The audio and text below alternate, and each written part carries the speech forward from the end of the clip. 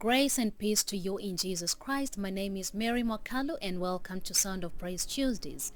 This month we are reflecting on the theme, Lift Up Your Eyes. Today we look at the call to arise and shine, and this we find in the book of Isaiah chapter 60 verse 1, which says, Arise, shine, for your light has come, and the glory of the Lord rises upon you. The word arise is a command. It is not a suggestion. It is not a feeling. It is an instruction. Arise means movement. Many people wait for the perfect feeling before they move. But the scripture shows us that obedience often begins before the feeling appears. Arise means standing up from where you have been. Standing up from fear, standing up from hesitation, standing up from delay or even noise. The scripture continues, For your light has come. This light does not originate from us. This light comes from God.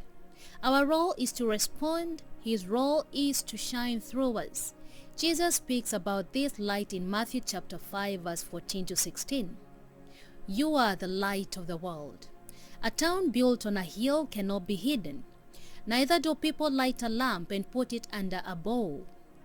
Instead, they put it on its stand and it gives light to everyone in the house. In the same way, let your light shine before others, that they may see your good deeds and glorify your Father in heaven.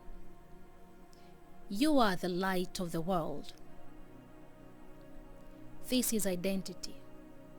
Light reveals. Light guides. Light brings clarity.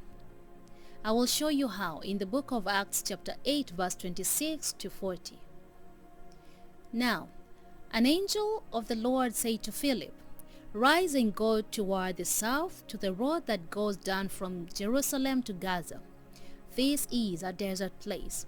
And he rose and went, and there was an Ethiopian, a eunuch, a court official of Candace, queen of the Ethiopians, who was in charge of all her treasure. He had come to Jerusalem to worship and was returning, seated in his chariot, and he was reading the prophet Isaiah. And the Spirit said to Philip, Go over and join this chariot.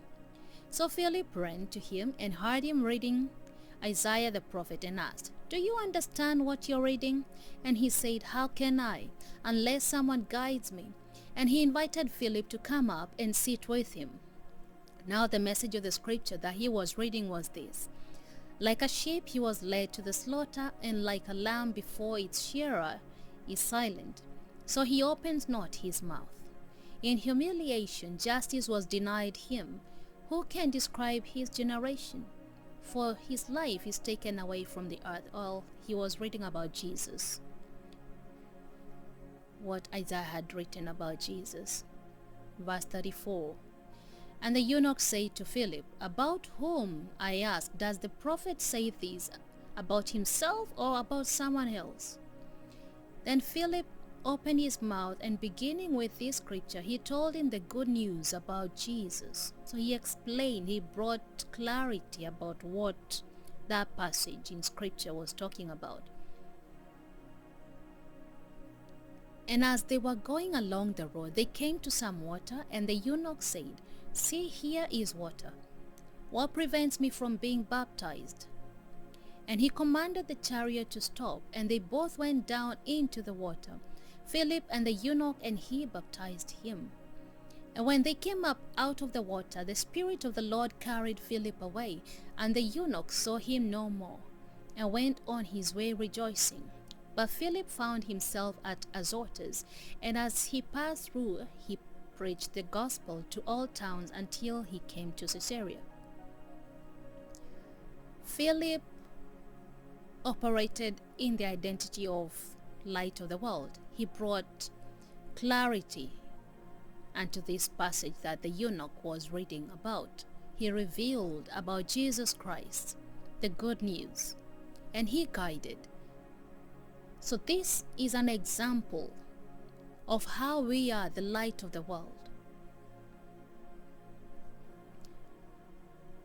Then Jesus says, "Let your light shine before others." That's what we read in verse 16 of that Matthew chapter 5, verse 14 to 16. So if we look at 16, verse 16, it says, In the same way, let your light shine before others, that they may see your good deeds and glorify your Father in heaven." So, identity is who you are. Shining is what you do. So when we operate from the identity of light of the world, that's our identity, then we shine for functionality. We do good deeds that bring glory to our Father in heaven. So, light does not avoid darkness. Light simply shines. And as light of the world, we need to obey. We just need to shine. He will do the rest. I want us to reflect on something. Two things, actually. Where is God calling you to arise? And is there anything hindering you from arising? The other question I would like to ask you is, where is He asking you to shine? And is there anything limiting you from shining? When you have the answer for that, then you have clarity. And you need to move. Arising often begins with simple obedience. First one is to show up, speaking truth. The second one, third is walking in integrity. And the fourth is responding to God. Let us pray. Father, thank you for the light you have given. Give us courage to arise. Remove every fear, hesitation, doubt, every noise, everything that may limit us from arising and shining in you to the world, in the name of Jesus. Help us to shine where you send us. In Jesus' name we pray. Amen.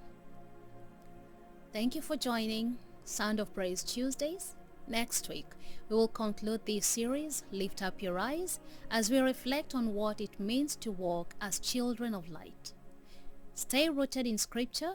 God bless you.